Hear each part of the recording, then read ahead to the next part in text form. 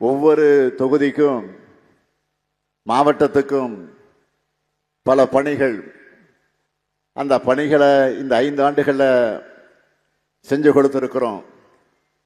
கடந்த ஒரு மாசத்துல மட்டும் எத்தனை பேருந்து நிலையங்கள், எத்தனை மேம்பாலங்கள், எத்தனை மருத்துவமனை கட்டடங்கள், எத்தனை கல்லூரி கட்டடங்கள் அடுத்தடுத்து வரிசையா ஒவ்வொன்னா திறந்து வைக்க இருக்கிறோம். எனக்கே ஞாபகம் வச்சுக்க சிரமமா இருக்கு.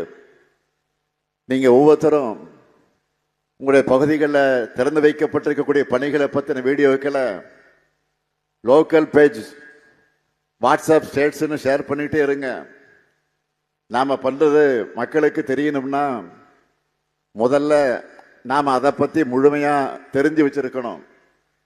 அதனால என்னுடைய பேஜை ஃபாலோ பண்ற மாதிரியே முதலமைச்சர் அலுவலக பக்கம், நம்முடைய கட்சியினுடைய பக்கங்கள், அரசு செய்தி துறையினுடைய பக்கங்கள் எல்லாவற்றையும் தொடர்ந்து ஃபாலோ பண்ணுங்க. நம்ம ஐடிவிங்கினுடைய வாட்ஸ்அப்பின் சேனலை மற்றவர்களை ஃபாலோ பண்ண வைங்க. ஏன்னா சாதனைகளையே ஈஸியா பண்ற நாம அதை மக்கள்கிட்ட கொண்டு போகிறதுல என்ன மெத்தனமா இருக்கக்கூடாது. எல்லா ஊர்லயும் தினமும் திமுகவுடைய செயல்பாடுகள், திட்டங்கள், சாதனைகள் தான் பேசு பொருளா இருக்கணும். தேர்தல் வரைக்கும் கேப்பை விடாதீங்க. அதே போல இன்னைக்கு நாம் எதிர்கொண்டு வீழ்த்த வேண்டிய முதல் விஷயமே ஃபேக் நியூஸ் தான். தமிழ்நாட்டுக்குள்ள எப்படியாச்சும் கலவரத்தை உண்டு பண்ணணும், அந்த கலவரத்துக்கு குளிர்காயணும்னு எதிரிகள் நினைக்கிறாங்க. கடந்த 5 ஆண்டுகள்ல டிசைனா பொய் செய்திகளை பரப்பி பார்த்தாங்க. ஆனா அவங்க எண்ணம் நிறைவேறல. இன்னும் சொல்லணும்னா அவங்களுடைய பிளான் எல்லாம் அம்பலப்பட்டு அவமானப்பட்டு நிற்கிறாங்க. இந்த பொய் செய்திகளின் சவால்களை நாம முறியடிச்சாகணும். அதுக்கு நீங்க ஒவ்வொருத்தரும் மிக விழிப்போடு ஆன்லைன்ல செயலாற்றணும். பொய் செய்திகளை பரப்புகின்ற நிறைய ரைட் விங் அக்கவுண்டுகளை பாஜக நடத்திக்கிட்டு வராங்க. அதுல பாதி அதிகாரபூர்வ பக்கங்கள், மீதியெல்லாம் மீம்ஸ் பேஜ் மாதிரி இருக்கக்கூடிய பக்கங்கள்.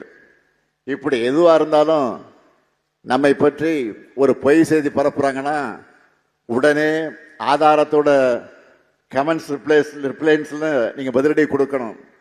அந்த பொய் செய்தியை படிக்கிறவங்கல்ல பாதி பேர் நம்முடைய விளக்கத்தை படிச்சா கூட அது உங்களுக்கு கிடைச்ச வெற்றி தான். இதை ஒருத்தர் பண்ணா போதாது, ஒவ்வொருத்தரும் பண்ணணும். அப்பதான் பொய் செய்தி பரப்புறவங்களுக்கு பயம் இருக்கும். நாம் ஆளுங்க 100 கணக்கில் போடுகிற ரிப்ளைல அவங்க அந்த பொய் செய்தியை டெலிட் பண்ணிட்டு ஓடணும். இப்போ கூட டெல்லியில ஒன்றிய அரசு நடத்துற ஒரு நிகழ்ச்சியை பத்தி அமைச்சர்கள் உட்பட பல பாஜகவினர் போலியான பெருமைகளை ஷேர் பண்ணிட்டு இருந்தாங்க. மொத்த பேரும் சேர்ந்து அம்பலப்படுத்தினதும் அந்த ட்விட்டையெல்லாம் அமைச்சரை டீல் பண்ணிட்டார். எல்லோரும் சேர்ந்து பேசின உண்மைய இதுதான் அவங்களுடைய நிலைமை. ஒவ்வொரு நாளும் இதை செய்யணும். நம்மளை சீண்டி பார்க்கிற மாதிரி நிறைய பதிவுகளை போடுவாங்க. ஆனா நாம அதை முதிர்ச்சியோட அணுகணும். காமெடியா பதில் கொடுங்க, கிண்டலா பேசுங்க. ஆனா எதுவாக இருந்தாலும் பொறுமையா கூலா டீல் பண்ணுங்க.